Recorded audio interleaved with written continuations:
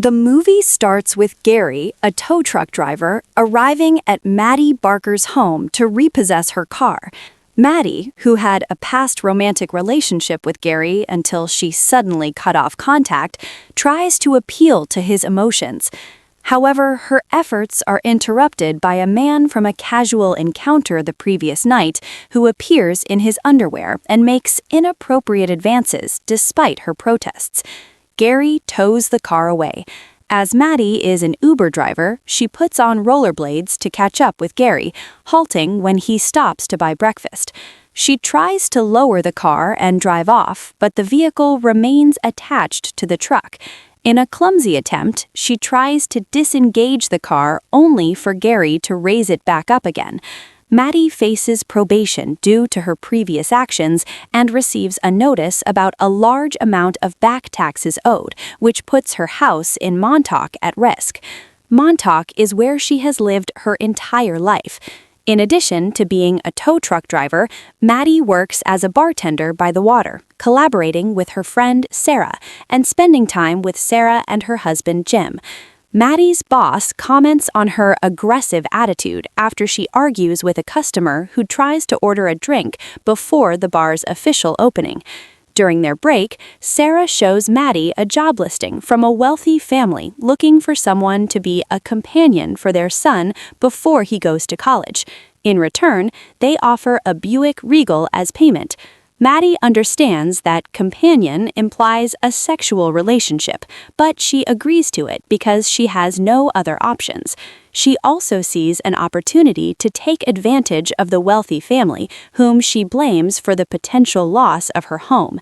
Maddie arrives at the Becker family's residence and meets the parents, Laird and Allison. They discuss their son, Percy, who is socially awkward and introverted, spending most of his time playing video games.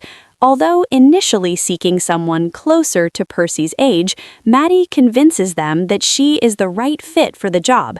However, Laird and Allison emphasize that Percy must not know about their arrangement. They direct Maddie to find Percy at the dog shelter where he works. Wearing a fitted dress, Maddie tries to charm him, pretending to be interested in adopting a dog. Percy introduces her to Milo, a former police dog with a history of cocaine addiction. Percy feels uneasy due to Maddie's assertiveness, leading him to leaving early. However, Maddie suggests driving him home in Jim's van. Upon reaching her house, Percy reacts by spraying mace at her, which causes her discomfort. Maddie then explains that she was attracted to him, prompting Percy to request a real date. Maddie accepts his proposal. Afterward, Maddie returns Jim's van and describes Percy as unattractive when recounting the events to Jim and Sarah. Maddie then takes Percy to a bar where she knows someone on the waitstaff and orders a Long Island iced tea for him, even though he doesn't enjoy the drink. Another person, Travis, arrives, revealing that he once had a romantic relationship with Maddie. Showing his wedding ring, he claims that Maddie ending their relationship was a good thing and warns Percy not to get too attached to her. Later, Maddie joins Percy at the shoreline for a session of skinny dipping. Although Percy hesitates, Maddie persuades him to join in. Shortly after, 3 intoxicated teenagers arrive and make off with their clothes, which contain their wallets, cell phones, and keys. As a result, Maddie emerges from the water completely naked and confronts the teenagers to recover their belongings. After a struggle, she successfully retrieves their possessions. After returning to the water, Percy comments on Maddie's behavior, suggesting that something is wrong. Maddie brings him to her home, where she tries to seduce him with a provocative dance, encouraging him to join in. However, her plans change when she spots a rash on his back, which she attributes to his anxiety. He starts to open up about his past, sharing how his friends teased him for sleeping in his parents' bedroom and fabricating stories about having sex with them, leading to his reluctance to socialize. As Maddie applies lotion to his back, she shares an awkward memory of her own with Percy. Maddie is visited by her former classmate, Do Khan, now a realtor, who expresses interest in selling her house at its full value. Maddie declines his offer, determined to keep trying to save the house. Percy then invites Maddie on a real date, which she gladly accepts. They have a fun time at an arcade, winning prizes until they're asked to leave after Maddie playfully teases another child. They later visit the lighthouse, where Percy works up the nerve to ask Maddie for a kiss. Despite his slight awkwardness, Maddie agrees and they share the moment together. During their conversation, Maddie confides that she has never left Montauk and continued living in her family home with her mother.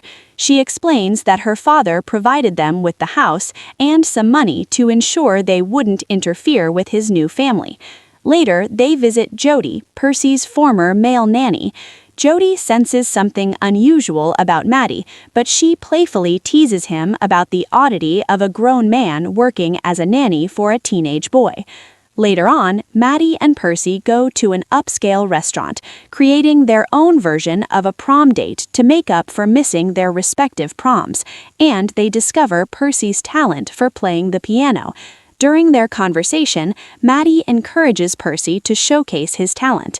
With newfound confidence, he takes the stage and performs the song Maneater. The entire restaurant becomes their audience, and his performance draws cheers and applause. Maddie, equally surprised, finds herself impressed. A fellow student named Natalie approaches Percy, complimenting his performance and sharing that she plans to attend Princeton in the fall. After a determined search, Maddie finds Percy in a compromising position next to Natalie.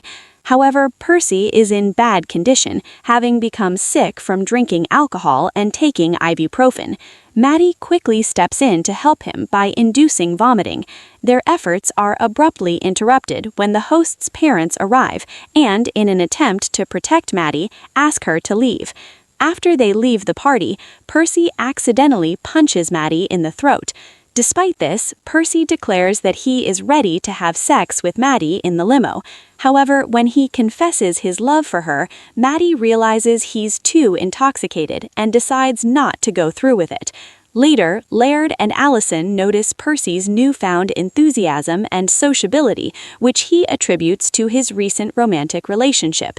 However, Percy confides in them that he has changed his plans and decided not to attend Princeton, choosing instead to stay close to Maddie. Concerned, Allison calls Maddie, who is now grappling with doubts about her commitment to the job.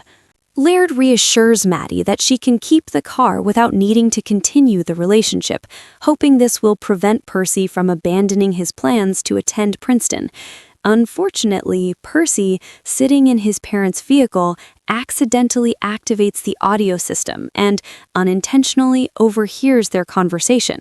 During this unintended eavesdropping, he hears Maddie's intention to keep the car without pursuing an intimate relationship, leaving him deeply hurt and saddened. Percy invites Maddie over for lunch to meet his parents, but during the meal he begins to drink their wine and adopts a passive-aggressive attitude.